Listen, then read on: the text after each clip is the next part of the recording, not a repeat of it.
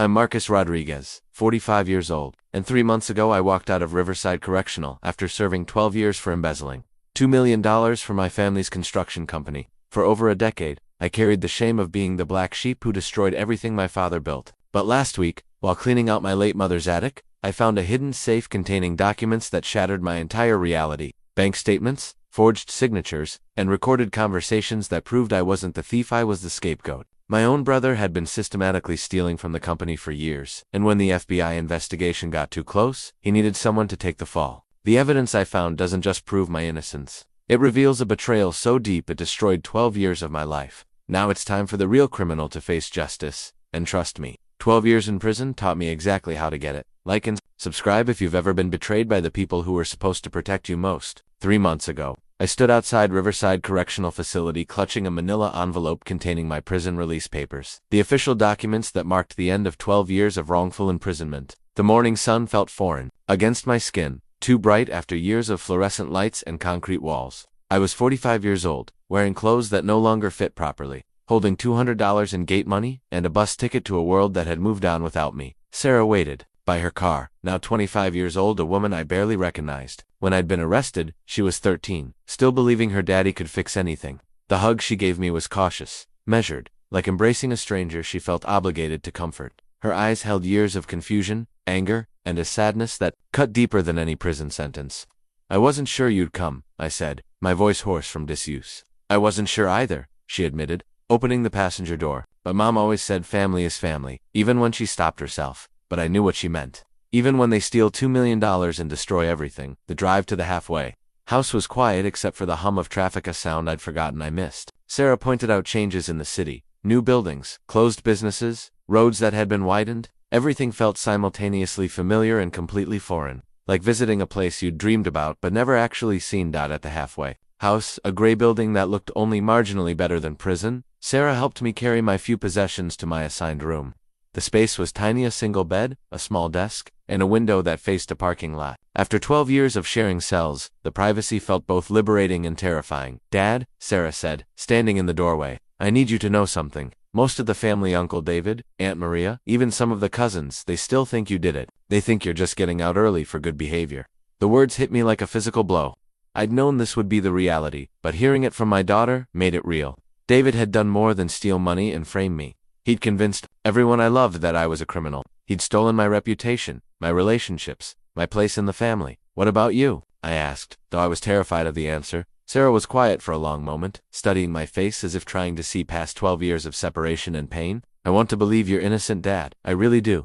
But the evidence was so overwhelming. And Uncle David, he was so convincing when he testified. He cried on the stand, talking about how you'd betrayed the family trust.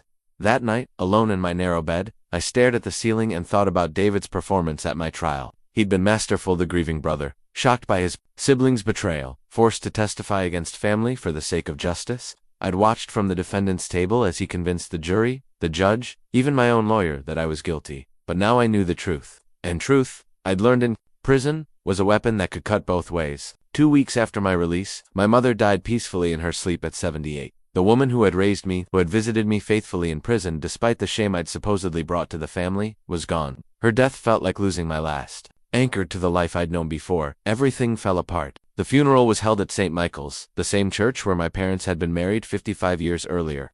I stood at the back during the service, wearing the only suit I owned purchased at a thrift store the day before. Sarah sat with me, a silent show of support that meant everything. The rest of the family occupied the front pews, and I could feel their occasional glances. Whispers passed behind hands.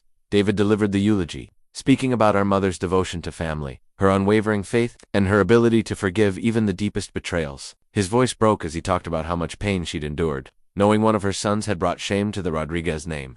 Several family members nodded knowingly, stealing glances at me.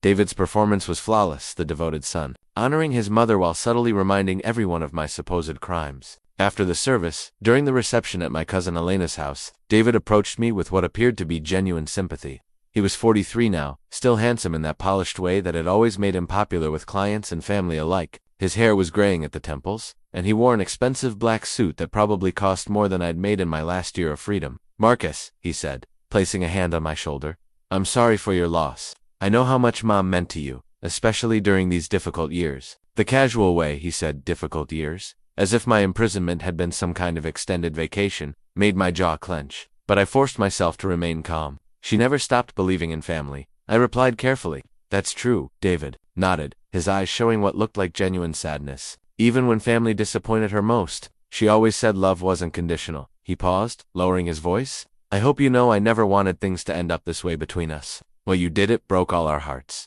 But you're still my brother. The manipulation was so smooth, so practiced, that for a moment I almost admired his skill. He was painting himself as the forgiving brother, while simultaneously reinforcing my guilt. Around us, other family members nodded approvingly at his magnanimous gesture. Later that evening, Sarah and I met with the family lawyer, Mr. Castellanos, for the reading of my mother's will. The document was straightforward: modest savings divided among her children and grandchildren, her jewelry to the daughters and daughters-in-law, and surprisingly, the family home to me. Your mother was very specific about this, Mr. Castellanos explained, adjusting his glasses. She said the house should go to the son who would need it most. David's face tightened almost imperceptibly at these words, but he quickly composed himself. Of course, David said magnanimously. Marcus will need somewhere to rebuild his life. It's what Mom would have wanted, but I caught something in his expression, a flash of concern that disappeared so quickly I almost missed it.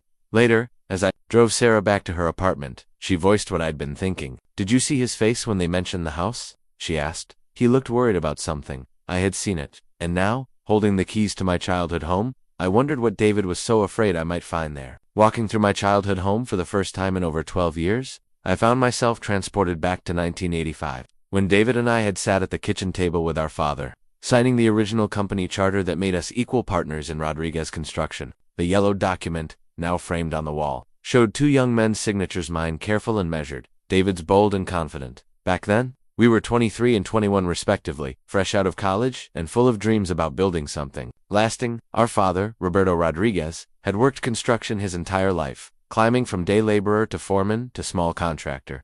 He'd always dreamed of creating a real company, something that would outlast him, and he saw in his sons the education and ambition he'd never had. You boys are going to build an empire, he'd said that day, his weathered hands pointing to the business plan we'd sketched out. Marcus has the head for numbers. David has the gift for people. Together, you'll be unstoppable. He was right, at least initially. I handled the financial side, bidding jobs, managing contracts, tracking expenses, and growing our capital. David managed operations and client relations, charming homeowners and commercial clients alike. With his natural charisma, we started with residential additions and small commercial projects, working 16-hour days and reinvesting every penny back into the business. The growth was remarkable. Within 5 years, we'd expanded from a two-man operation to employing 30 people.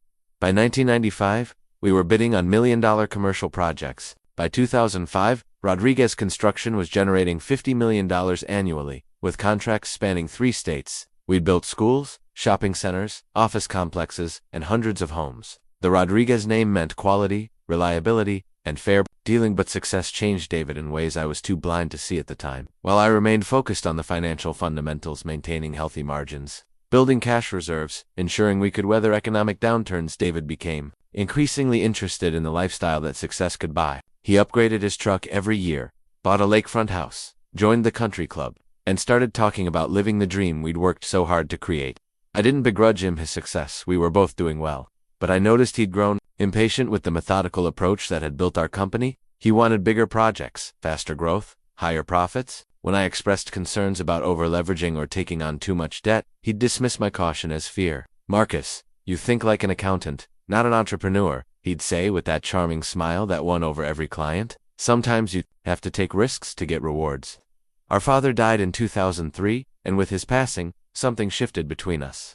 David became more assertive about company direction, more dismissive of my financial concerns. He started making operational decisions without consulting me, justifying it by saying he was the face of the company while I was the back office guy. I should have recognized the signs of resentment earlier. David had always been the more popular brother, better looking, more charismatic, the one people gravitated toward at family gatherings. But in our business partnership, my financial acumen was equally important to his people skills. As the company grew and became more complex, my role became even more critical. I think David resented that he couldn't run the company without me, even though he was the one clients and employees saw as the leader. By 2008, when the construction industry was hit hard by the economic recession, our different philosophies created real tension. I advocated for conservative measures, reducing overhead, building cash reserves, waiting out the storm. David pushed for aggressive expansion, believing we could capture market share while competitors failed. Our heated discussions in the company conference room became legendary among our employees. Looking back now, I realized that's when David's resentment turned into something darker. He'd built his identity around being the successful, charismatic leader of Rodriguez Construction, but he needed my financial expertise to maintain that position. And I think he began to see me not as a partner, but as an obstacle to the empire he believed he deserved to rule alone. By 2010, the stress was showing on both of us. The recession had hit the construction industry hard, and while we'd weathered it better than most companies, the constant pressure to maintain profitability was wearing. David had grown increasingly irritable, snapping at employees and questioning every expense I flagged for review. Our weekly partnership meetings, once collaborative sessions, had become tense negotiations where we disagreed on almost everything. It was during this period that I first noticed discrepancies in our accounts. Small things at first: invoices that didn't match purchase orders, expense reports with receipts that seemed oddly uniform, payments to subcontractors I didn't recognize. When I brought these concerns to David, he always had reasonable explanations.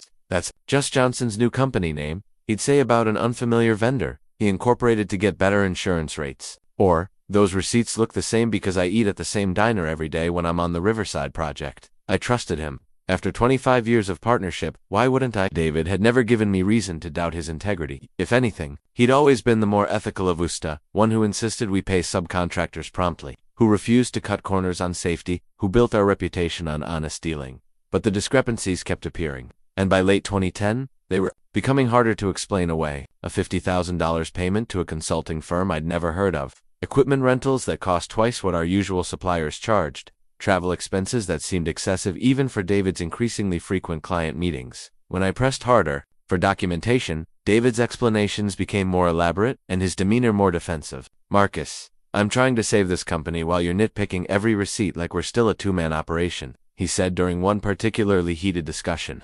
"We're doing $40 million in business this year. Some expenses are going to look large because we're operating at scale."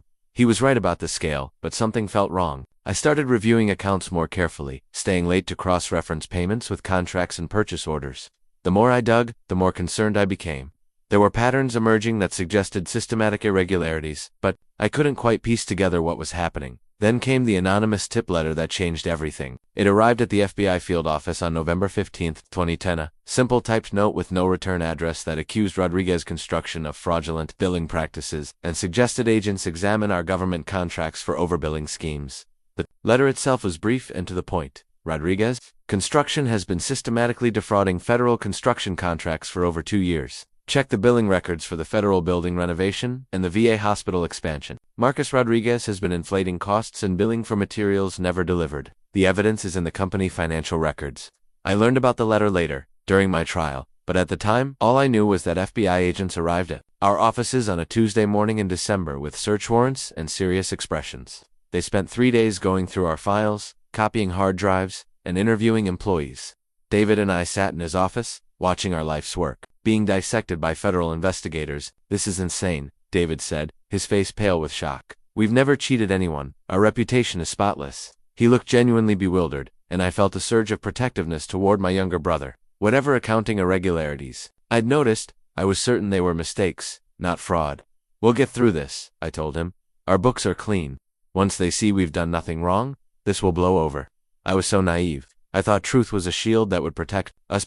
I didn't realize that truth could be twisted, manipulated, and rewritten by someone with enough intelligence and desperation to reframe reality itself. The FBI investigation moved quickly.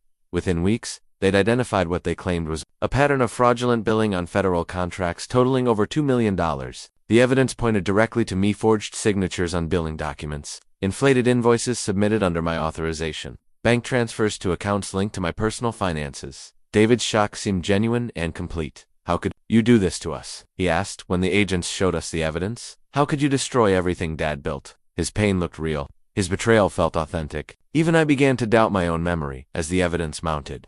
Could I have made mistakes so serious they appeared criminal? Had the stress of the recession affected my judgment more than I realized? It wasn't until 12 years later, sitting in my mother's attic with a hidden safe full of documents, that I would understand just how masterfully David had orchestrated my destruction. The trial began on a cold February morning in 2011. I sat at the defendant's table wearing the best suit I owned, my court-appointed attorney shuffling through papers with the distracted air of someone handling just another case. The prosecution's Evidence seemed overwhelming: bank records, forged documents, and testimony from employees who swore they'd seen me authorize questionable transactions, but nothing prepared me for the moment when David took the witness stand. My own brother, sworn to tell the truth, became the prosecution's most devastating weapon against me.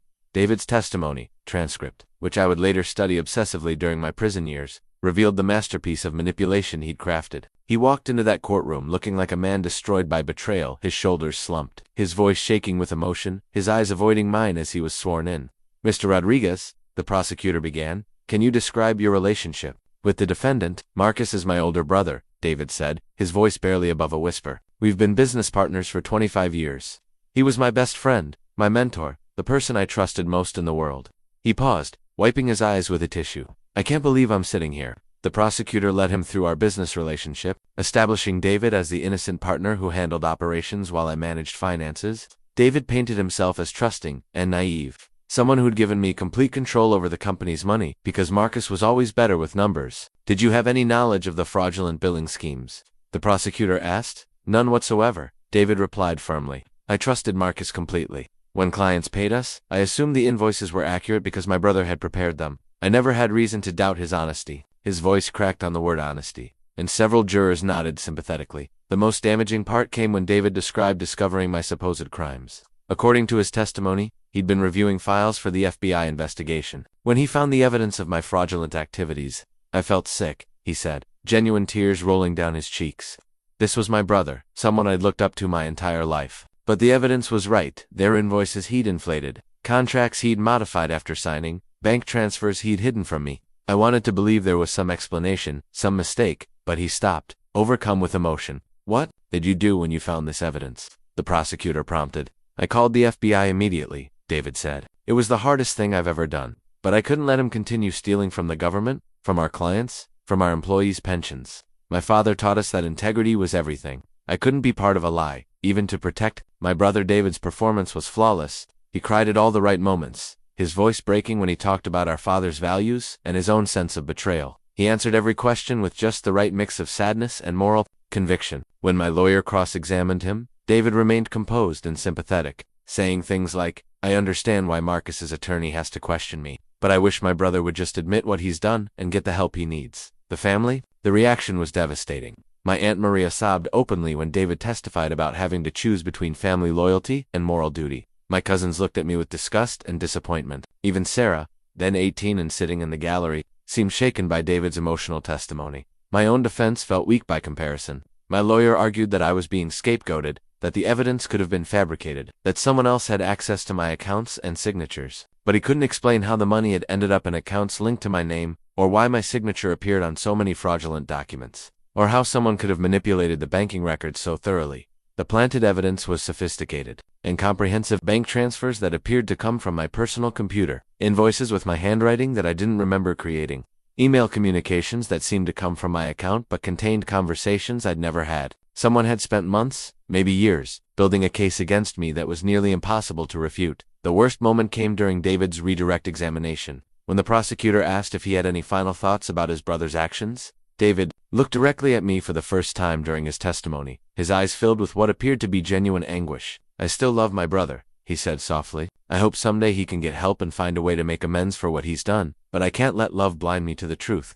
What Marcus did was wrong, and people need to be held accountable for their actions, no matter who they are." The jury deliberated for less than 6 hours. When they returned with their guilty verdict on all counts, David was the first person to reach for a tissue. His sobs seemed so genuine that even the court reporter looked moved by his obvious pain. At sentencing, David gave a victim impact statement that sealed my fate. He talked about the destroyed trust, the family shame, the employees who'd lost their jobs when the company collapsed under the weight of the scandal. He asked the judge to show mercy because I was his brother, but insisted that justice required significant punishment to deter others from similar crimes.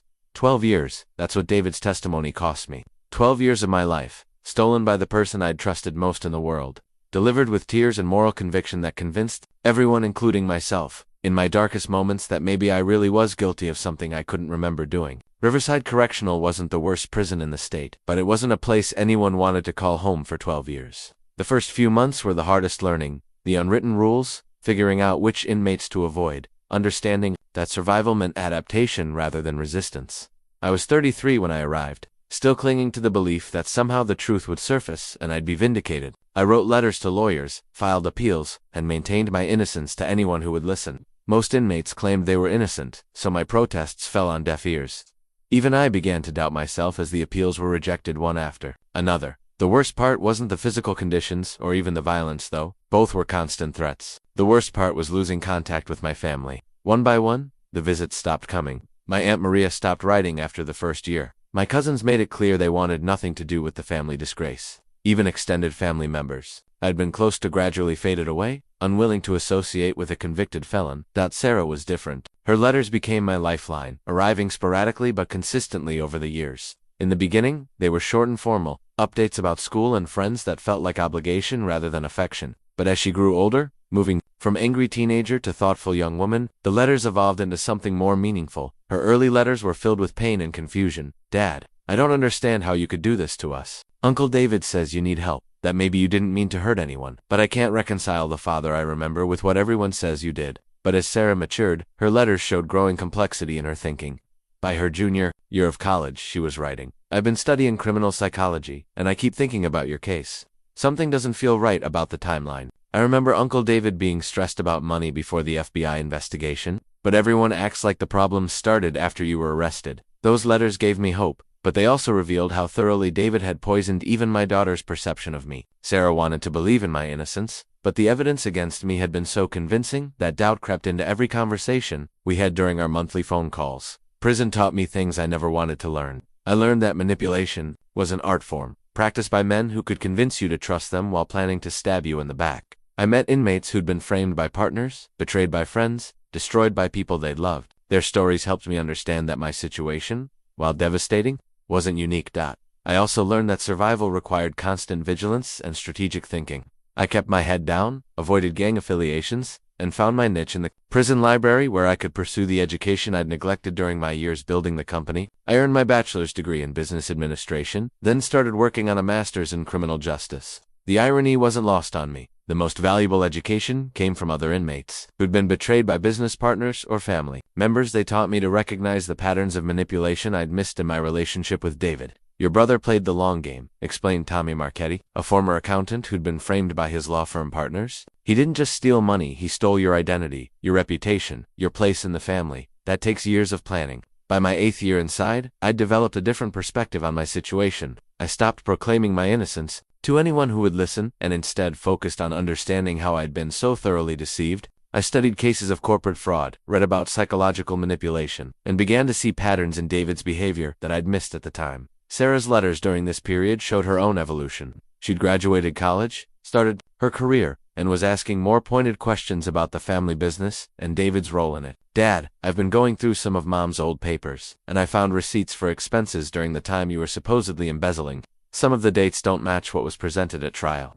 I'm starting to think there might be more too. This story, the last few years of my sentence were the most difficult emotionally. I knew I'd eventually be released, but I had no idea what I'd be returning to. My daughter was the only family member who maintained any contact, and even she struggled with doubts about my innocence. David had built such a convincing narrative that overturning it would require evidence I didn't possess. I was released on a Tuesday morning in March, carrying a box of books, Sarah's letters, and a determination to rebuild some semblance of a life from the ruins David had left behind. I thought the worst was over. I had no idea I was about to discover just how deep his betrayal actually went. The house felt like a museum of my former life. Every room held memories of the man I had been before David destroyed everything. Family photos showing happier times. My father's awards from the Construction Association, even my old college diploma, hanging in what used to be my home office.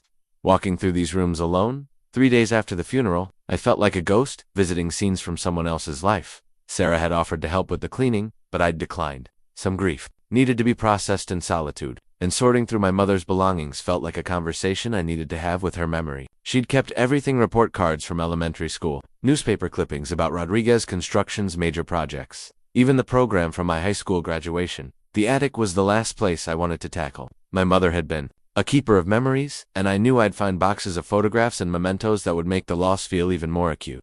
But it had to be done, and delaying would only make it harder. Climbing the narrow stairs, I was hit by the familiar smell of cedar and old paper. The attic was organized in my mother's meticulous way, clearly labeled boxers arranged by decade and category. Christmas decorations 1990s, Roberto's work papers, boys' school projects. Each label was written in her careful handwriting, a final act of love that brought tears to my eyes. I worked methodically, sorting items into piles for donation, storage, and disposal. Most of the contents were exactly what I'd expected: photo albums, chronicling family vacations, school events, and holidays. My parents had documented everything, and seeing myself and David as children, building sandcastles and playing catch in the backyard, made the present reality even more surreal. It was while moving a heavy box of my father's construction journals that I noticed something odd about the wall behind it. The wood paneling looked different in one section, slightly newer than the surrounding boards. Running my hand along the edge, I found a seam that suggested a hidden panel. The panel opened with a gentle push, revealing a small safe built into the wall. It was old but well maintained, with a combination lock that looked like it hadn't been used in years. My heart raced as I stared at this discovery. Why would my mother have a hidden safe? What was she keeping secret? I tried the obvious combinations. First birthdays, anniversaries, our old address numbers. Nothing worked. Then I remembered something my father used to say about always keeping important papers in places that meant something to the family. I tried the date Rodriguez Construction was founded, August 15th, 85. The lock clicked open. Inside were documents that would change everything I thought I knew about my family, my imprisonment, and my brother's betrayal. Bank statements dating back to 2008 showed regular transfers from Rodriguez's construction accounts to personal accounts I didn't recognize. Financial records in David's handwriting detailed a systematic embezzlement scheme that had been running for years before my arrest. But the most damning evidence was a collection of audio recordings on small cassette tapes, labeled with dates spanning from 2009 to 2010. My hand shook as I found an old tape recorder in another box and loaded the first cassette. David's voice filled the attic, clear and unmistakable. The FBI investigation is getting too close. We need to accelerate the timeline and make sure everything points to Marcus. He's been asking too many questions about the discrepancies anyway. An unfamiliar voice responded. Are you sure you want to go through with this? He's your brother. He's also the only person who can expose what we've been doing, David replied coldly. Marcus has always been too careful, too methodical. He'll figure out the pattern eventually if we don't act first. This way, he takes the fall for everything, and we can continue operating without his oversight. I sat in that dusty attic, listening to my brother plan my destruction with the same calculated precision he'd once applied to construction projects. The recordings detailed how they'd plant evidence, forge documents, and manipulate the FBI investigation to ensure I'd be convicted. David's voice held no emotion, no regret, just cold strategic thinking about how to frame his own brother for crimes he'd committed. There were hours of recordings, documenting meetings where David and his accomplices planned every detail of my downfall. They discussed which employees to bribe for testimony, how to access my computer passwords, even how David should behave during his testimony to maximize the emotional impact on the jury. The most chilling moment came in a recording. From just weeks before my arrest, Marcus still trusts me completely. He actually feels bad that he's been questioning the finances. Last night he apologized for doubting my explanations about the irregularities. He said he should have more faith in family. David's accomplice laughed. And you can live with destroying him like this. I can live with anything that keeps me out of prison, David replied. Marcus has always been the cautious one, the responsible one. He'll survive 12 years inside better than I would. Besides, he brought this on himself by being so thorough with the books. If he'd been willing to look the other way like most partners do, none of this would be necessary. As I listened to tape after tape, I realized my mother had known. Somehow, she'd discovered David's plan and gathered this evidence. But why hadn't she used it? Why had she let me go to prison when she had proof of my innocence? The answer came in the last recording, this one in my mother's voice. Obviously made after my conviction. I found these tapes in David's old bedroom when I was cleaning it out. I don't know what to do. If I expose him now, Marcus will be vindicated, but David will go to prison instead. I can't choose between my sons. I can't destroy one to save the other. God forgive me. I'm going to hide this evidence and pray that somehow, someday, there will be a better solution. Sitting in that attic, surrounded by the proof of my innocence and my mother's impossible choice, I finally understood the full scope of David's betrayal. He hadn't just stolen money or framed me for his crimes. He'd manipulated our mother's love for both her sons, ensuring that even when she discovered the truth, she'd be paralyzed by the choice between justice for me and destruction for him. But now she was gone, and the choice was mine to make. I spent the next 3 days in that attic, systematically going through every document, listening to every recording, and piecing together the full scope of David's betrayal. The forged bank transfers were the smoking gun documents that showed exactly how David had manipulated our financial records to make it appear I was stealing money while actually funneling it into accounts he controlled.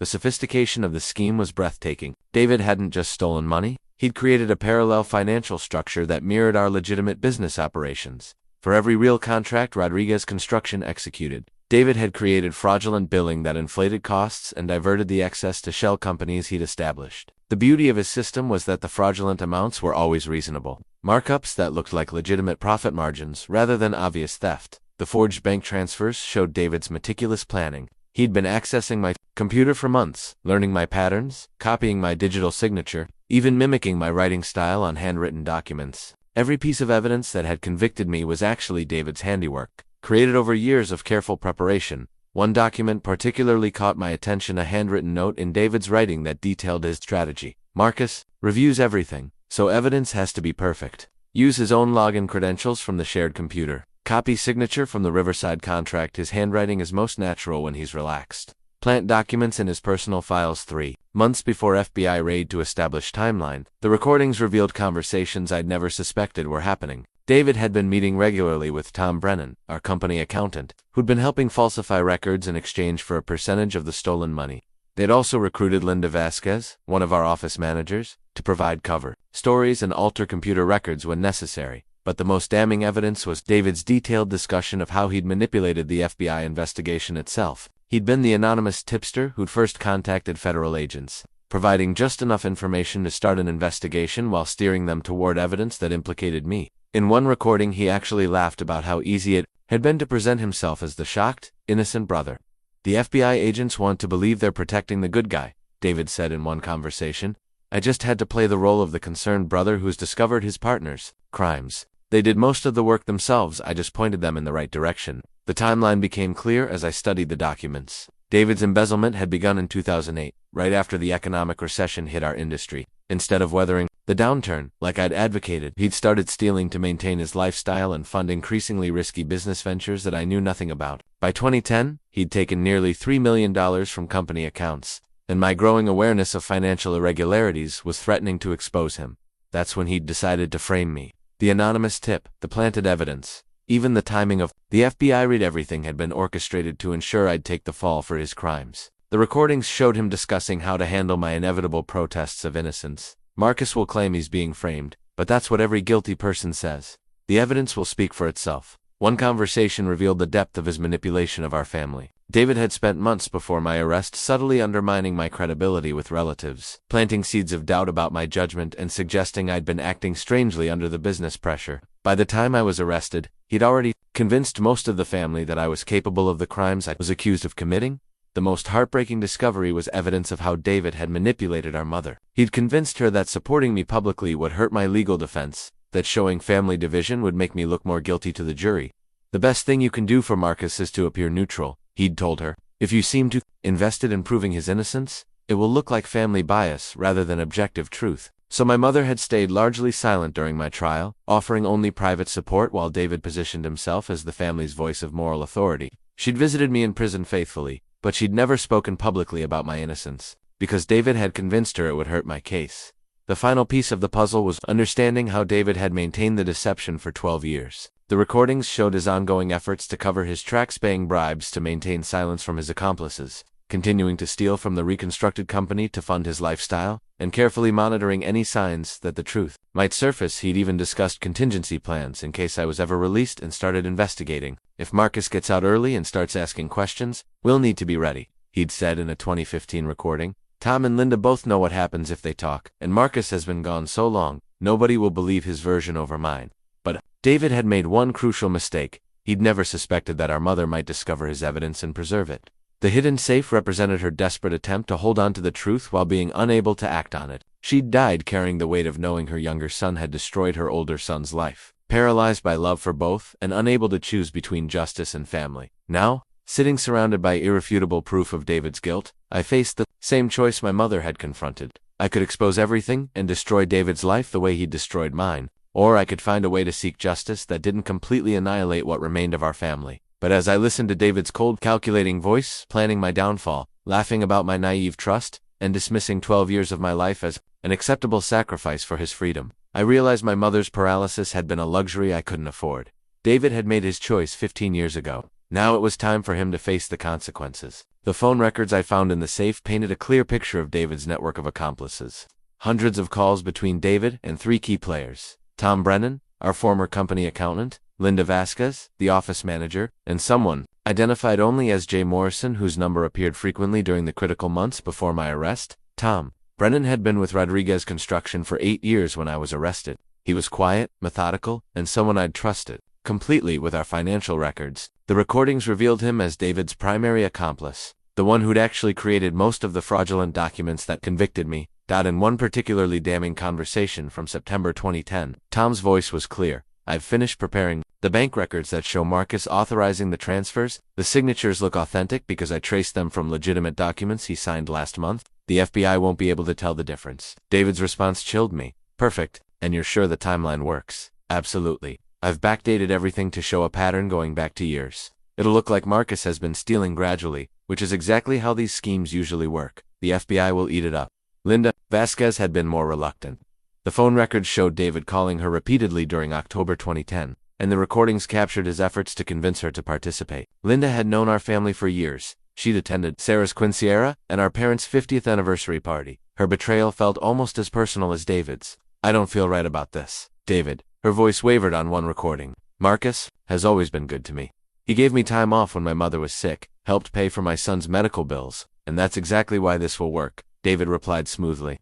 "Nobody will suspect you of lying about Marcus because everyone knows how much he's helped you. Your testimony will be credible precisely because you seem loyal to him." The recordings showed how David had manipulated Linda's financial desperation. Her son needed expensive medical treatment, and David had offered to cover the costs in exchange for her cooperation, but he'd been careful to frame it as helping Marcus in the long run. "Think about it this way," David had told her. "Marcus is going to prison whether you help or not. The evidence is too strong. But if you testify that you saw him acting suspiciously, it'll support a plea bargain that gets him a shorter sentence. You'll actually be helping him by making the case look stronger for a deal." Linda had eventually agreed, convinced that she was actually helping me by ensuring a shorter prison term. David's manipulation had been masterful. He'd taken a good person's desire to help and twisted it into participation in my destruction. But the most mysterious accomplice was Jay Morrison. The phone records showed dozens of calls between this number and David, particularly during the weeks immediately before and after my arrest. The voice on the recordings was educated, professional, and clearly someone with knowledge of federal criminal procedures. "The FBI investigation is proceeding exactly as planned," Morrison's voice said in one November 2010 recording. "Agent Williams is focusing entirely on Marcus's financial access and ignoring other possibilities. As long as the planted evidence holds up, they'll never look beyond the obvious suspect." David asked, "And you're certain they won't discover the real source of the missing money?" "Absolutely. I've been monitoring their progress, and they're completely convinced Marcus is their man.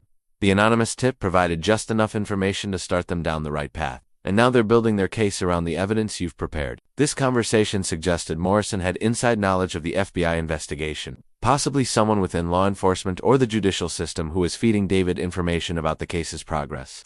The implications were staggering. David hadn't just framed me, he'd corrupted the entire investigation process. About further analysis of the phone records revealed that Morrison had continued communicating with David throughout my trial, and even after my conviction. Calls occurred right before key prosecution decisions, suggesting Morrison was providing advance warning about legal strategies and helping David prepare for each phase of the case. One recording from March 2011, just before my sentencing, captured Morrison providing David with specific advice. "The judge is leaning toward the maximum sentence because the case involves federal contracts. If you want to influence that, your victim impact statement needs to emphasize the damage to government, trust, and the need for deterrence." David's subsequent victim impact statement had hit exactly those themes, suggesting Morrison's advice had shaped the presentation that ultimately cost me an additional 3 years in prison. But the most revealing conversation came from a 2015 recording. Years after my conviction, Morrison's voice carried a warning.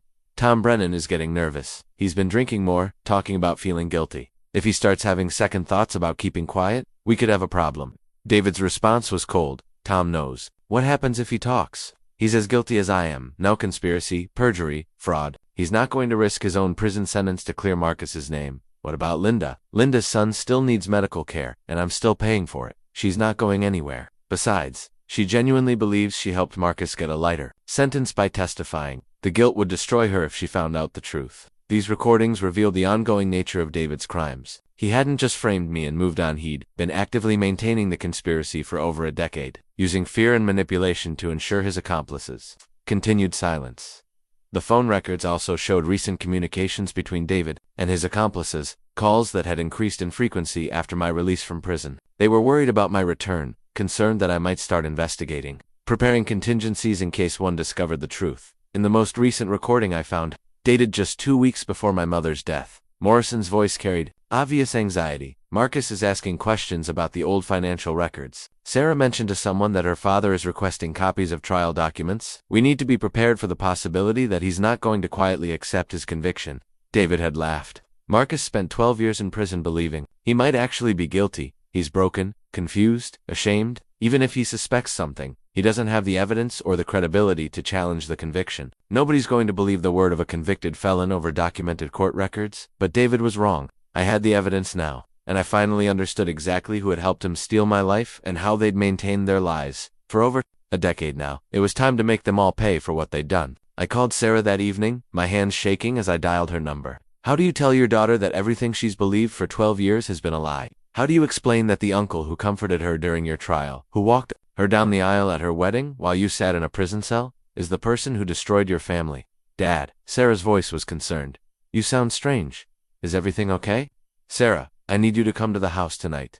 There's something you need to see, something that changes everything. An hour later, she stood in the attic doorway, staring at the evidence spread across the floor: documents, recordings, photographs I'd found that corroborated the timeline. Her face went through a series of emotions: confusion, disbelief, growing horror as the implications became clear. This can't be real, she whispered, picking up one of the forged bank transfers. Uncle David testified against you. He cried on the stand. I was there. Dad, I saw how much it hurt him to tell the truth. I played one of the recordings, David's voice filling the small space. Marcus still trusts me completely. He actually feels bad that he's been questioning the finances. Last night he apologized for doubting my explanations about the irregularities. Sarah sank into an old chair, her face pale. That's Uncle David's voice. But this would mean she stopped, unable to finish the sentence. It means I've been telling the truth for 12 years, I said gently. It means David framed me for crimes he committed, and he's been lying to our entire family ever since. Sarah was quiet for a long time, studying the high school graduation photo she'd picked up from one of the memory boxes. It showed her at 18, just after my conviction, standing between David and my mother at her graduation party, a celebration I'd missed because I was in prison. I remember this day, she said slowly. You'd been convicted 2 months earlier, and I was so angry, so ashamed.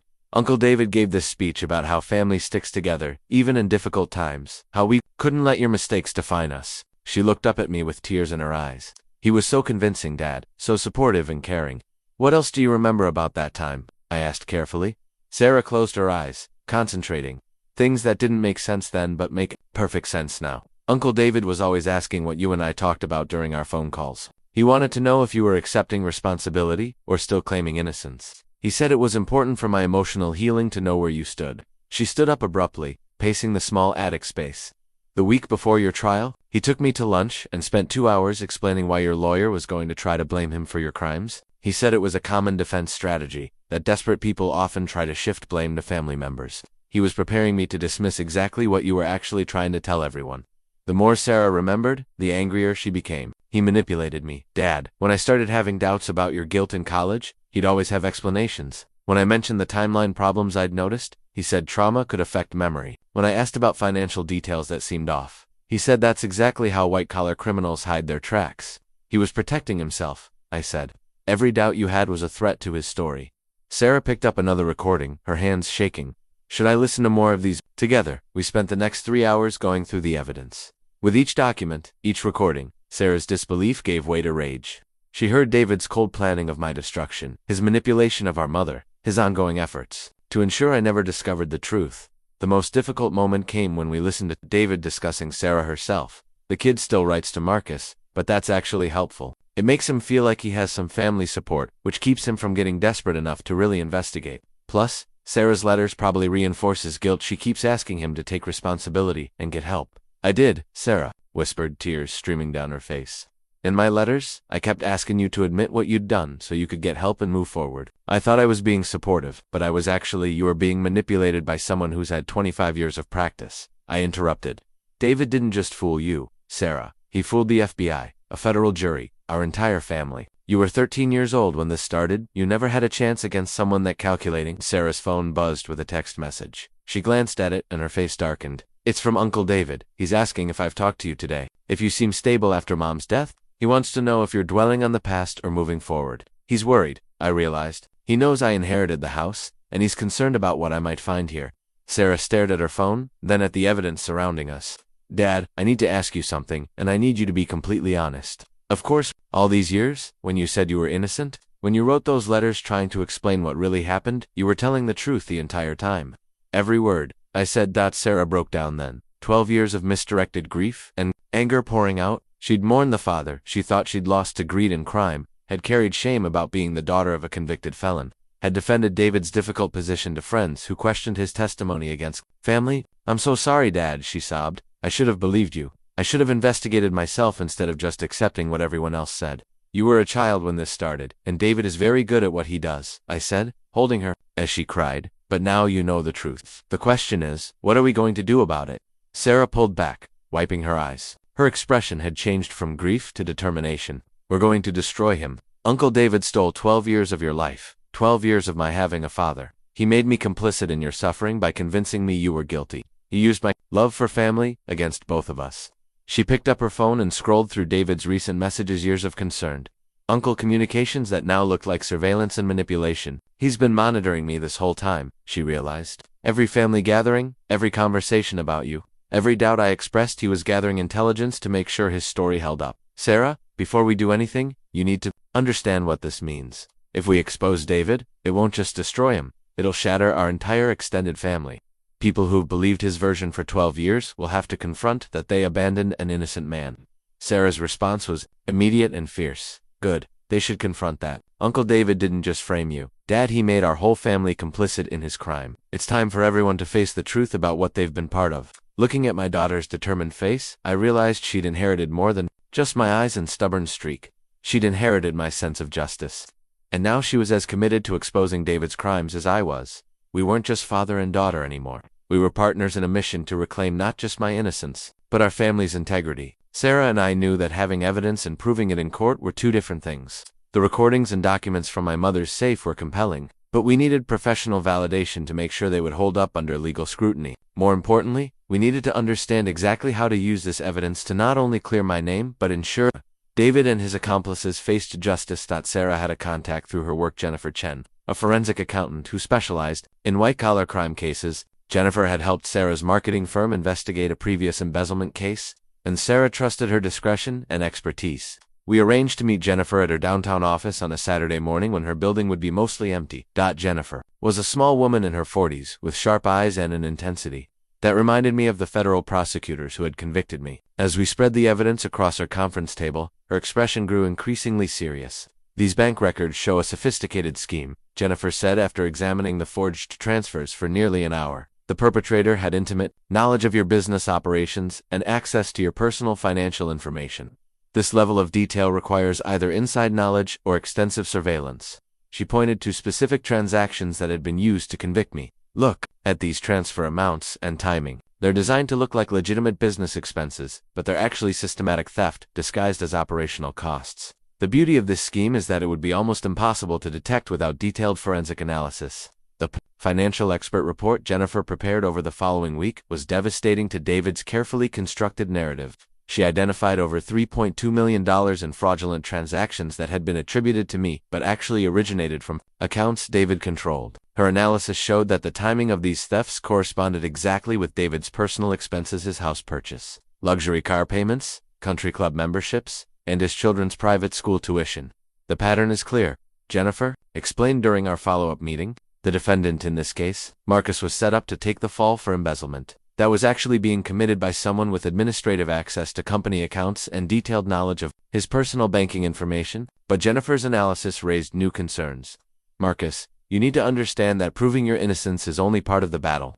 This evidence shows a conspiracy involving multiple people over several years. The statute of limitations has run out on some of these crimes, and prosecuting David and his accomplices won't be straightforward. That's when Sarah suggested we contact my original defense attorney, Robert Castellanos, no relation to the family lawyer who'd read my mother's will. Robert had always believed in my innocence, but had been overwhelmed by the prosecution's evidence. When we called him with news about the new evidence, his response was immediate. "I knew something was wrong with that case," Robert said during our meeting at his office.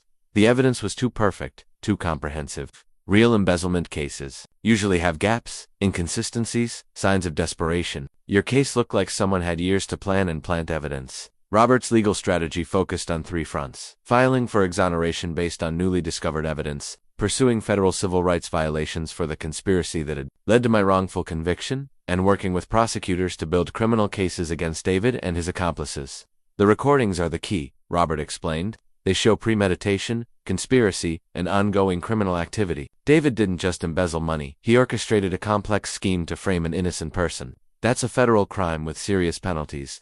The challenge was gathering additional evidence and witness statements that would corroborate what we'd found. We needed to locate Tom Brennan and Linda Vasquez, identify the mysterious Jay Morrison, and find other employees who might have witnessed suspicious activity during the relevant time period. Sarah took point on tracking down former Rodriguez construction employees. Using her social media skills and professional networks, she located several people who'd worked at the company during the critical period. Most were initially reluctant to talk, but when Sarah explained that we had evidence proving my innocence, some agreed to meet with us. Maria Santos had been a project coordinator who'd always believed something was wrong with my case. Marcus was so careful with money, she told us during a coffee shop meeting. He reviewed every expense report, questioned every unusual charge. The idea that he was stealing while being so obsessive about proper documentation never made sense. To me, Maria remembered David's behavior during the FBI investigation. He seemed almost excited by the drama. Most of us were terrified about what would happen to the company. But David was confident, like he knew exactly how everything would turn out.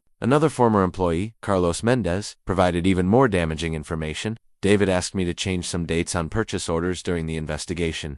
He said it was to help clarify the timeline for the FBI, but now I realize he was manipulating evidence. Building our case required methodical documentation of every piece of evidence, every witness statement, every connection between David's actions and the fraudulent evidence that had convicted me. Sarah created detailed timelines and charts that showed the relationship between David's thefts, his efforts to frame me, and the subsequent investigation. The most encouraging development came when Robert contacted the FBI agent who'd originally investigated my case.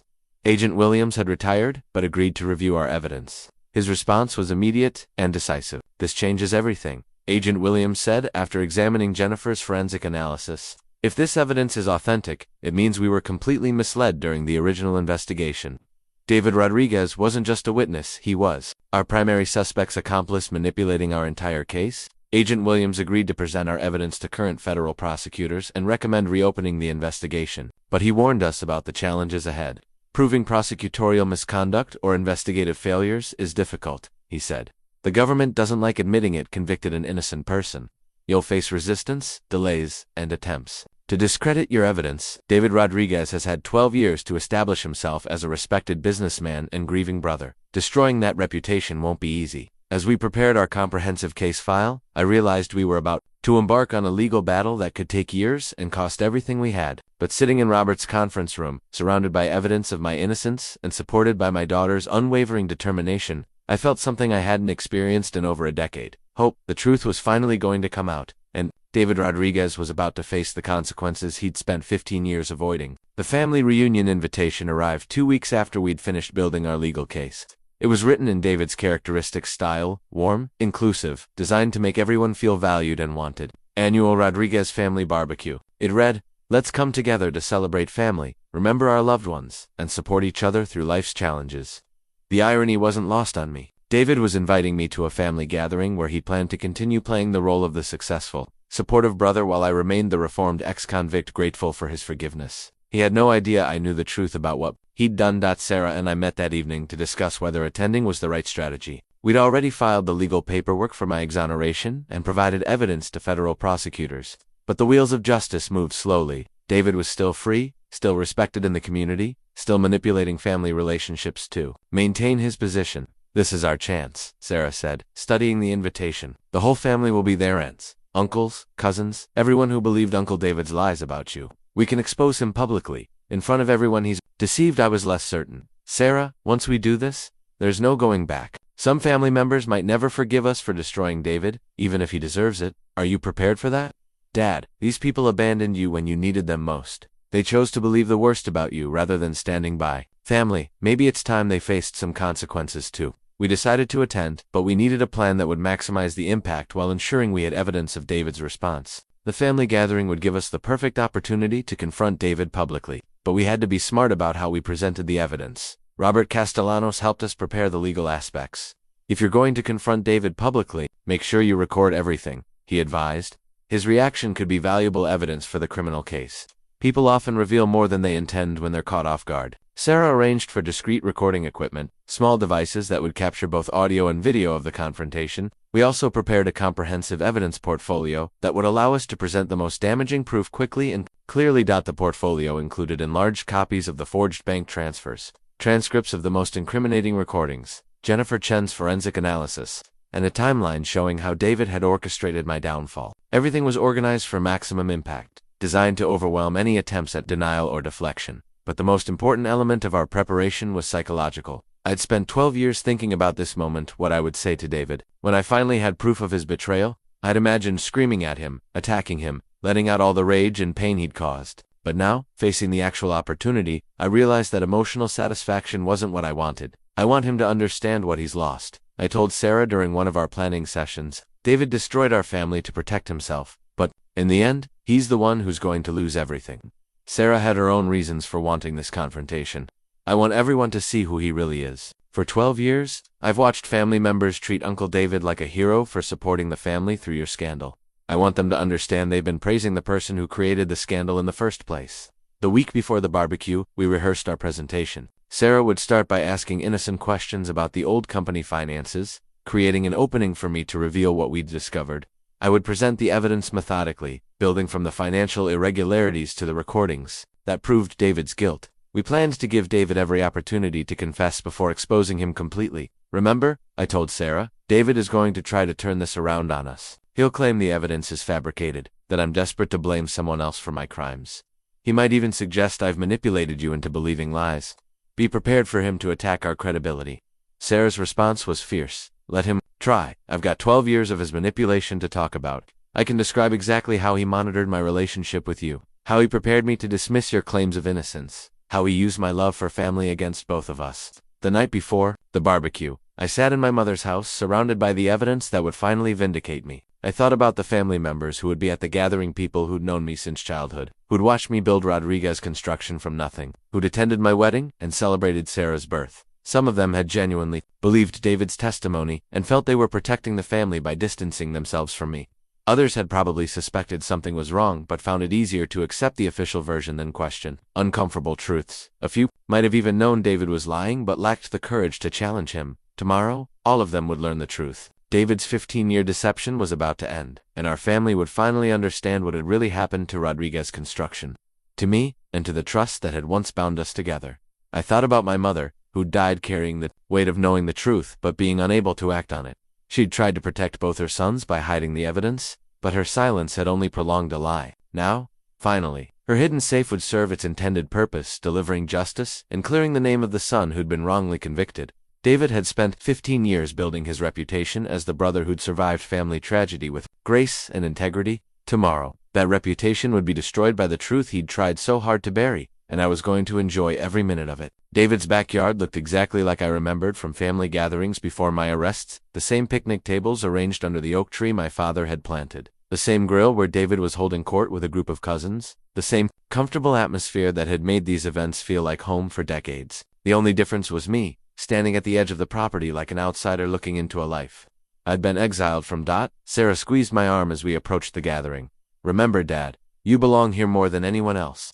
Don't let him make you feel like the outsider. The reactions to my arrival were exactly what I'd expected. Polite but distant greetings from most family members. A few genuine hugs from cousins who seemed happy to see me, and careful avoidance from others, who clearly weren't sure how to interact with the family's convicted felon. David's performance was masterful. He came over immediately with what appeared to be genuine warmth and concern. Marcus, he said, embracing me in a hug that felt like a violation. I'm so glad you decided to come. Family is everything, especially during difficult transitions like this. Up close, David looked prosperous and confident. His expensive polo shirt, his perfect teeth, his carefully maintained tan, everything about him radiated success and respectability. He was 43 years old, and looked like a man who'd never faced a serious consequence in his life. "It's good to see everyone," I replied carefully, noting the recording device Sarah had activated in her purse. David's wife, Patricia, joined us with their 2 teenage kids who'd grown up hearing about their Uncle Marcus. The family? Embarrassment.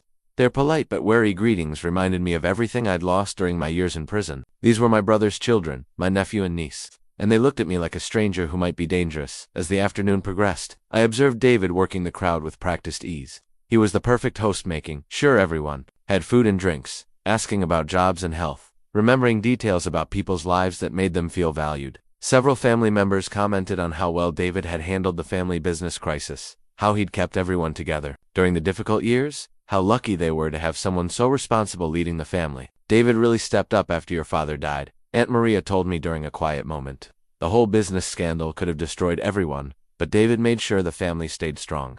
I nodded and smiled, biting my tongue against the urge to tell her that David had created the scandal she was praising him for surviving. Around 3 p.m., Sarah began executing our plan. She approached David while he was showing off the current company financial records to Uncle Roberto, casually steering the conversation toward the old Rodriguez construction accounts. "Uncle David, I've been helping Dad organize some of Mom's papers, and we found some old financial records from the company," Sarah said innocently. "There are some things we don't understand about the timing of certain transactions." David's confident expression flickered for just a moment, but he recovered quickly. "What kind of transactions?" "Bank transfers and expense reports from 2009 and 2010, Sarah continued. "Some of the dates and amounts don't match what was presented during Dad's trial." I watched David's face carefully as Sarah spoke. He was good, very good, but I could see the calculation behind his eyes as he processed this potential threat. "Sarah, honey," David said with practiced concern, "I know this is difficult, but your father's case was thoroughly investigated by the FBI. The financial records were examined by experts. Sometimes when people are struggling with guilt and shame, they try to reinterpret evidence to make themselves feel better. It was a perfect response, dismissive but sympathetic, reinforcing my supposed guilt while appearing to care about our emotional well-being." Several family members nodded approvingly at David's patient handling of what they saw as a difficult situation. That's when I decided it was time. "David, there's something I need to show everyone," I said loudly enough for the entire gathering to hear. "Sarah and I found some documents in Mom's house that I think will interest the whole family." The casual conversations around the yard gradually stopped as people sensed the shift in atmosphere. David's expression remained calm, but I caught him glancing toward the house, probably calculating escape routes or trying to understand what evidence I might have. "Marcus," David said with gentle firmness, "this is a family gathering. If you have concerns about old business matters, maybe we should discuss them privately." "No, David, this affects the whole family. Everyone here has believed a lie for 12 years, and they deserve to know the truth." Sarah moved to my side, pulling out the evidence portfolio we'd prepared. Several family members looked uncomfortable, unsure whether to stay and listen or find excuses to leave. David's children moved closer to their father, sensing tension they didn't understand. "What Marcus is going through is very common for people readjusting after incarceration," David said to the gathered family, his voice carrying the authority of someone who'd spent years being trusted. "Denial and blame are part of the psychological process. It's painful to watch, but we need to be patient and supportive." Even now, caught off guard and facing potential exposure, David was working to control the narrative. He was positioning himself as the understanding brother, dealing with a troubled sibling, priming everyone to dismiss whatever evidence I was about to present. But what David didn't know was that I had recordings of his own voice confessing to the crimes that had sent me to prison. And in just a few minutes, everyone in our family was going to hear exactly what kind of man they'd been celebrating for the past 12 years. The confrontation I'd been planning for 3 months was about to begin. And David had no idea his carefully constructed world was about to collapse in front of everyone he'd spent 15 years manipulating. I opened the evidence portfolio with deliberate calm, spreading documents across the picnic table where everyone could see them. The complete evidence portfolio contained everything we'd discovered: bank records, forged documents, forensic analysis, and most importantly, transcripts of David's recorded confessions. This was the moment 15 years in the making. "Before I show you what we found," I said to the gathered family, "I want everyone to remember that for 12 years, you've heard one version of what happened to Rodriguez Construction. You've been told that I betrayed the family trust, that I stole money and destroyed everything our father built. David has been your source for that story." David stepped forward, his expression showing concern mixed with authority. "Marcus, please, don't do this to yourself. Don't put the family through this kind of pain again." "The pain," I said, looking directly at him, "comes from lies, not truth." I held up the first document, one of the forged bank transfers that had convicted me. "This is a bank transfer authorization that supposedly shows me moving company money. 2 personal accounts. The FBI used this as evidence of my embezzlement. I paused, letting everyone examine the document. But here's what the FBI didn't know: this document was created by someone with access to my computer passwords, my signature samples, and detailed knowledge of our banking procedures. Sarah stepped forward with Jennifer Chen's forensic analysis. We had this examined by a professional forensic accountant. The electronic signatures were copied from legitimate documents, the timestamps were backdated, the account numbers traced to shell companies that were created specifically to frame Dad. Murmurs rippled through the family gathering. Aunt Maria looked confused. Uncle Roberto appeared skeptical, and several cousins exchanged uncertain glances. David's expression remained patient and sympathetic. "Marcus, Sarah," David said gently, "I understand why you want to believe this. But professional criminals often create elaborate theories to explain their conviction. The FBI investigation was thorough. Federal prosecutors don't convict innocent people." "You're right," I said. "They don't convict innocent people when they have accurate information. But what if the person who provided that information was actually the criminal?" I pulled out the transcript of the most damning recording, the conversation where David discussed framing me. "David, I'm going to read something, and I want you to tell everyone whether you recognize these words." David's confident expression flickered slightly, but he maintained his composure. "Marcus still trusts me completely." I read from the transcript. "He actually feels bad that he's been questioning the finances. Last night he apologized for doubting my explanations about the irregularities. He said he should have more faith in family." The color began draining from David's face, but he recovered quickly. "Marcus, anyone could have written those words. This proves nothing." "You're right," I said, pulling out my phone and connecting it to a portable speaker Sarah had brought. "Anyone could have written them, but only one person spoke them." I pressed play, and David's voice filled the backyard. "Marcus still trusts me completely. He actually feels bad that he's been questioning the finances. Last night he apologized for doubting my explanations about the irregularities." The effect on the family was immediate and devastating. Conversations stopped completely. Several people looked between David and the speaker as if they couldn't believe what they were hearing. David's wife Patricia grabbed his arm, her face showing shock and growing horror. "That's not," David started, but I played another recording. "The FBI investigation is getting too close. We need to accelerate the timeline and make sure everything points to Marcus." This time David's voice was unmistakable, discussing my frame-up with clinical detachment. The silence in the backyard was absolute. Even the children had stopped playing, sensing the gravity of what was happening. How David's voice cracked. Those recordings could be fake. Technology can create false audio. Sarah stepped forward. "With documentation from the FBI's own audio experts, we had these authenticated by the same lab the government uses. They're genuine recordings, made over a period of months in 2010. Uncle David, these are your words, your voice, your plan to destroy my father." I played the most devastating recording: David's discussion of my trust and naivety. "Marcus has always been the cautious one, the responsible one. He'll survive 12 years inside better than I would. Besides, he brought this on himself by being so thorough with the books." Patricia released David's arm and stepped back, her face showing complete shock. Their teenage children looked confused and frightened. Around the yard, family members were beginning to understand the magnitude of what they were hearing. "David," Aunt Maria said, her voice shaking, "please tell us this isn't real." But David's composure was finally cracking. The confident authority he'd maintained for 15 years was dissolving as he faced undeniable evidence of his crimes played in his own voice. "I can explain," he said desperately.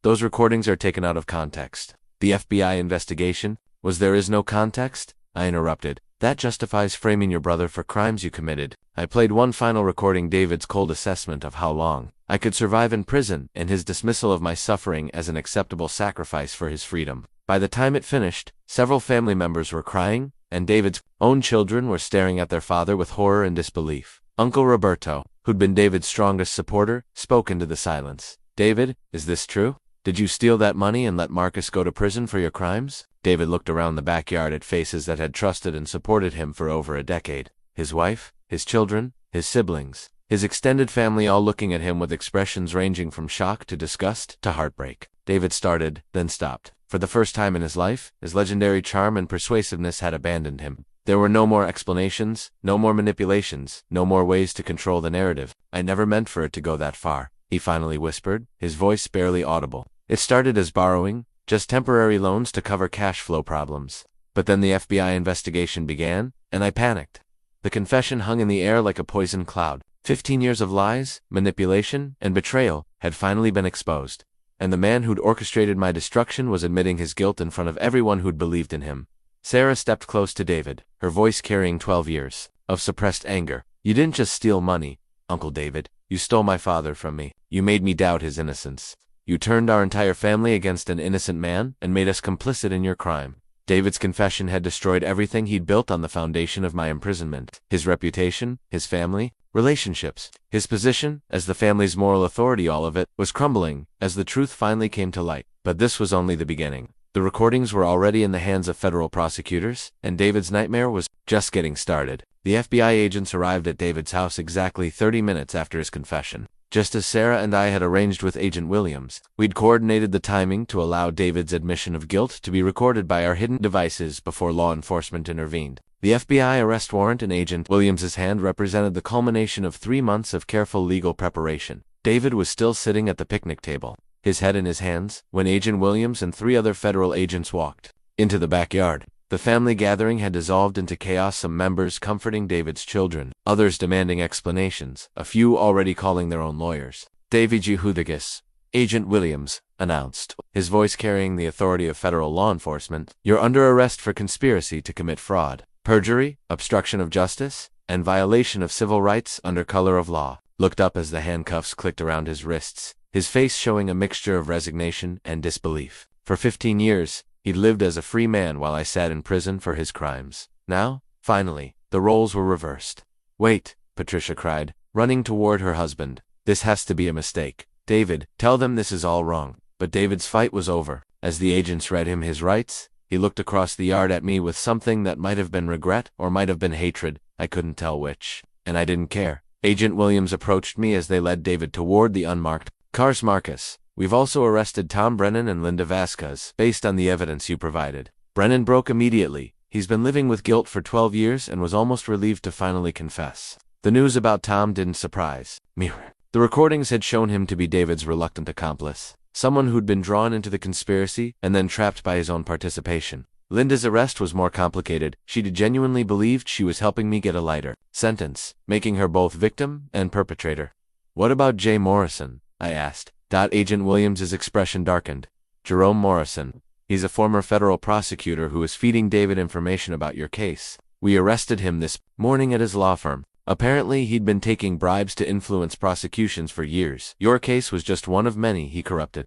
The revelation that a federal prosecutor had been compromised added another layer to the scandal. Morrison's arrest would trigger reviews of dozens of cases he'd been involved with, potentially freeing other wrongfully convicted defendants. Within hours, the story exploded across local and national media. "Wrongfully convicted man exposes brother's 15-year deception." Read the headline in the morning paper. Television news trucks parked outside David's house and my mother's home. Reporters eager to tell the story of family betrayal and prosecutorial corruption. The legal proceedings moved with surprising speed. David's confession at the family gathering, combined with our recorded evidence and the testimonies of his accomplices, created an overwhelming case against him. His lawyer advised him to accept a plea bargain rather than face trial, but David's arrogance remained intact even in defeat. "I'm not admitting to anything beyond what I already said," David told prosecutors during plea negotiations.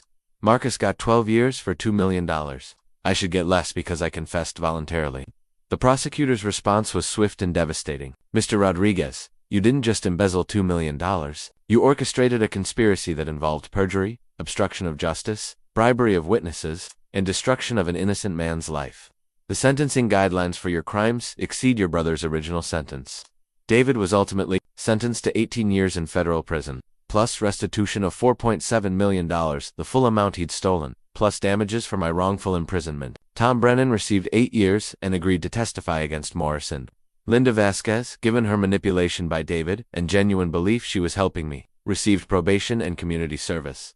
Morrison's case was the most complex because of his position within the justice system. His corruption had potentially affected dozens of cases, and his prosecution became a federal priority. He was ultimately sentenced to 25 years and disbarred from practicing law. But the legal victories were only part of the justice I received. My conviction was officially vacated, my record expunged, and the state of Georgia paid $8.5 million in compensation for my wrongful imprisonment. $708,000 for each year I'd spent in prison for crimes I didn't commit. The financial settlement allowed me to rebuild my life. But more importantly, it provided official vindication that I'd been telling the truth for 12 years. Every newspaper article, every television report, every legal document now stated clearly that Marcus Rodriguez had been wrongfully convicted and his brother, David, had been the actual criminal. The impact on our extended family was devastating but necessary. Several relatives who'd shunned me for over a decade reached out with apologies and requests for forgiveness. Some relationships could be rebuilt, others were damaged beyond repair. Uncle Roberto, who'd been David's strongest supporter, struggled with his own guilt about abandoning me. I should have known, he told me during a painful conversation. You were always the honest one, even as kids. But David was so convincing, and the evidence seemed so strong. David was very good at what he did, I replied. He fooled federal agents, prosecutors, and a jury. Don't blame yourself for being human. But the most satisfying moment came when I received David's seized assets: his house, his cars, his investments. Everything he'd purchased with stolen money and built on the foundation of my destroyed reputation. The irony was perfect. The man who'd sent me to prison penniless was now facing years of incarceration while I controlled the wealth he'd accumulated through his crimes. Patricia filed for divorce within weeks of David's conviction, seeking to protect herself and their children from the legal and financial consequences of his actions. The kids, now teenagers, would grow up knowing their father had destroyed their uncle's life to maintain their comfortable lifestyle. As I watched David being led away in handcuffs on the day of his sentencing, I felt something I hadn't experienced in 15 years. Complete vindication. The truth had finally emerged, justice had been served, and the man who'd stolen 12 years of my life was beginning his own journey through the prison system he'd condemned me to. But more than revenge, I felt a profound sense of closure. The nightmare that had begun with an anonymous tip in 2010 was finally over, and I could begin building a future based on truth rather than lies. 6 months after David's sentencing, I stood in my new office, looking at the fresh business license hanging on the wall. Rodriguez Consulting Services specialized in helping construction companies with financial management and helping other wrongfully convicted people navigate the complex process of The new business license represented more than just a career restart. It symbolized my reclaimed identity and purpose. The wrongful imprisonment lawsuit against the state had been settled for $8.5 million, providing financial security I'd never experienced even during Rodriguez Construction's most successful years. But money couldn't restore the lost years or repair all the damaged relationships. What it could do was give me the freedom to choose how to spend the rest of my life. Sarah had been instrumental in helping me process the psychological impact of vindication. Dad, you spent 12 years believing you might actually be guilty, she said during one of our regular coffee meetings. Now you have to learn to live with being completely innocent and completely vindicated. That's a different kind of adjustment. She was right. The transition from wrongfully convicted ex-felon to vindicated crime victim required its own form of healing. For over a decade, I'd carried shame and doubt, questioning my own memory and judgment. Learning to trust myself again, to believe in my own perceptions and decisions, was an ongoing process. The construction consulting business grew quickly, built on my reputation as someone who'd survived both business success and devastating betrayal. Contractors throughout the Southeast sought my expertise, not just for financial management but for advice on protecting themselves from internal theft and fraud. My experience as a victim of elaborate embezzlement made me uniquely qualified to help others recognize and prevent similar crimes. But the work that gave me the most satisfaction was helping other wrongfully convicted people fight for exoneration. Through the Innocence Project and similar organizations, I connected with men and women who'd lost years or decades to crimes they didn't commit. My case had received significant media attention, and that platform allowed me to advocate for criminal justice reform and improved investigation standards. Marcus Thompson. I'd kept my original name despite everything had written to me after seeing news coverage of my exoneration. He'd spent 23 years in prison for a murder he didn't commit, and his case showed disturbing parallels to mine. False testimony from supposed allies, planted evidence, and prosecutorial misconduct. Working with his legal team to identify and expose the real perpetrators gave me a sense of purpose that simple financial success never could. The psychological healing was more complex than the career rebuilding. Dr. Elena Rodriguez, no relation, despite the shared surname, specialized in helping victims of family betrayal and institutional abuse. Our sessions explored not just David's specific crimes, but the broader impact of being systematically deceived by someone I'd trusted completely. Betrayal trauma is particularly difficult, Dr. Rodriguez explained during one of our sessions, because it damages your ability to trust your own judgment. If someone you trusted completely could deceive you so thoroughly, how do you ever trust anyone again? The answer, I learned, was gradual and intentional. I had to rebuild confidence in my own perceptions while developing new frameworks for evaluating people's trustworthiness. It meant accepting that David's betrayal said nothing about my judgment and everything about his character. My relationship with Sarah had grown stronger through our shared experience of exposing David's crimes. She'd moved back to Georgia after my exoneration, taking a position with an Atlanta marketing firm that allowed her to help with my consulting business. Working together to rebuild what David had destroyed created a bond between us that was deeper than simple father-daughter affection. I spent my 20s angry at the wrong person, Sarah told me during one of our business planning sessions. I grieved for the father I thought I'd lost to crime and shame. Finding out I'd been mourning someone who never existed, that was almost worse than the original loss. But Sarah's healing included something mine couldn't: the ability to completely start over. She'd been 13 when I was arrested, young enough that her adult identity had been shaped by David's lies. Learning the truth allowed her to reimagine her family history and understand her father as the person he'd actually been rather than the criminal she'd been told he was. The extended family relationships remained complicated. Some relatives had embraced me with genuine remorse and worked to rebuild connections that David's lies had severed. Others struggled with their own guilt about abandoning me, making interactions awkward and strained. A few family members seemed to resent my vindication, as if my innocence somehow made their rejection of me less forgivable. Uncle Roberto had taken David's crimes hardest. He'd been David's strongest supporter, had spoken at his wedding, had hired him for construction projects even after the scandal. Learning that he'd been helping David profit from my imprisonment created guilt that consumed him. I gave him work when other people were suspicious. Roberto confessed during a difficult conversation. I defended him to people who said something seemed wrong about his story. I was so proud of how he'd held the family together that I ignored red flags. But the most significant change was in my relationship with money and success. Having experienced both financial prosperity and absolute poverty, having lost everything and regained it through vindication rather than effort, I understood wealth differently. The consulting business needed to be successful, but financial accumulation was no longer the primary goal. Instead, I focused on building something meaningful, a practice that helped both businesses and individuals protect themselves from the kind of systematic deception that had destroyed my first career. Every client who implemented better internal controls, every wrongfully convicted person who gained freedom through improved legal advocacy, represented a small victory against the forces that had nearly destroyed me. The settlement money also allowed me to establish a foundation dedicated to preventing wrongful convictions and supporting The Marcus Rodriguez Foundation provided legal assistance, financial support, and psychological counseling for people fighting to clear their names or adjusting to life after vindication.